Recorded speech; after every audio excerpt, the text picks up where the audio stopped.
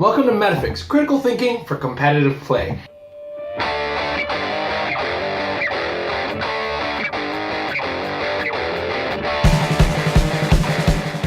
Competitive play.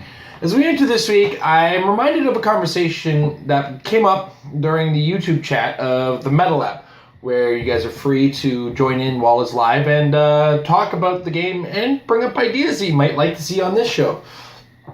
One such idea was brought up by one of our fans, and it was actually a really good idea that I may have covered in the past, but it's time to kind of reassess it. One of the things about Metafix that's sort of happening right now is I'm growing as a player, which means sometimes my opinions change, sometimes my opinions need to be readdressed or clarified for that matter.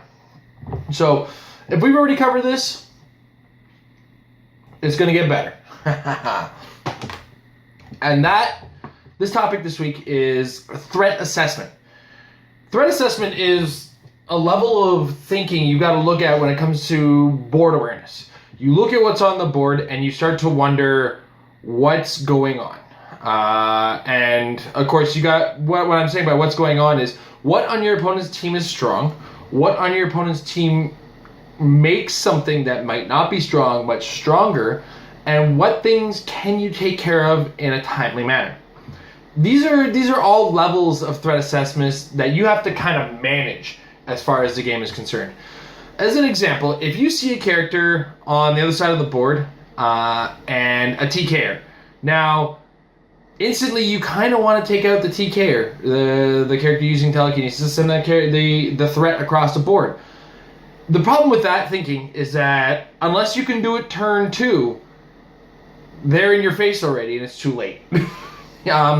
So time management is a major portion of threat assessment. You got to look at when you can actually manage the threat that you're attempting to manage. And by that, I mean, can you take it out quickly? Is it too late when you start to get ready to go take it out? And has the threat already become more of a threat? Sometimes a threat on its own poses enough of a problem that you do have to focus it down.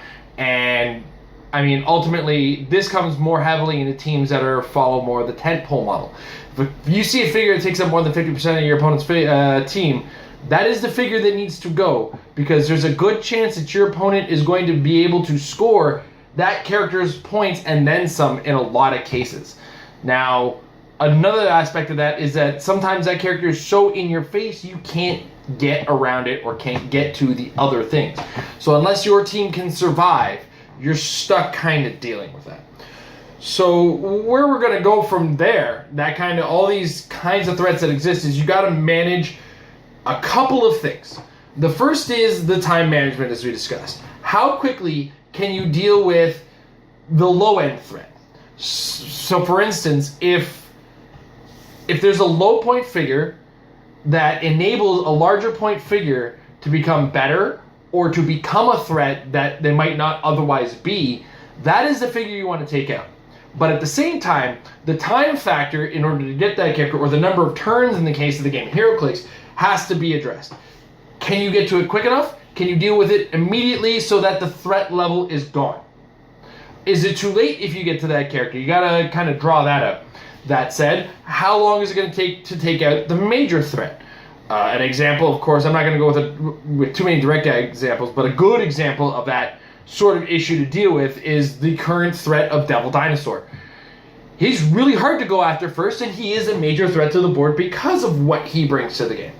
You can manage this threat simply by throwing, if you can get a Nick Fury on him, but is it too late by the time you get Nick Fury to him? A lot of people are slingshotting things at him in order to get ahead, as it were. It's all part of that hard game that we have to kind of look at right now. As well, sometimes there is something that's enabling what are normally not great characters to become more consistent. One character that comes to mind in that case is Mephisto. He is a major enabler, but at the same time doesn't need to be near anybody. Can you successfully manage to get to Mephisto? 9 times out of 10, probably not. Which means you have to deal with other small threats that he is making more threatening. I'm kind of hoping this is an episode that might confuse you, as the way I'm talking is is non-direct, because that's what we do with the show, is supporting critical thinking without, kind of directly giving you the answers. And you have to kind of get the thought process moving. And this is all a major part of threat assessment, right? Sometimes the biggest threat isn't necessarily the first threat to take out, because the biggest threat is actually enabled by a smaller portion of the team that can be easily managed in a single or two actions. Whereas you're looking at 6, 7 actions, take out a major threat. So all of these are parts of the threat assessment management. The other part of it is knowing your maneuverability around a map. And sometimes there is a map, you'll be stuck in a map where, all plans of mice and men just, things go bad for you. And you have to work around that map. And that's another part of the threat assessment time management situation is the map going to make a major factor? And then from there, it's not a matter of giving up, but finding your maneuverability and finding your outs, your alternate outs.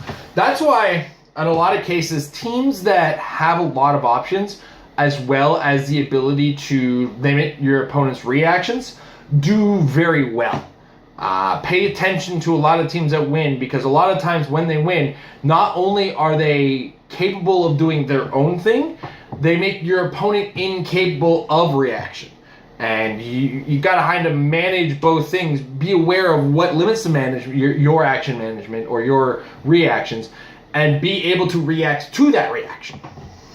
All of these, of course, are parts of managing your threat assessment. It's a really hard thing to do, to full out label out this is what you do, because every game is different.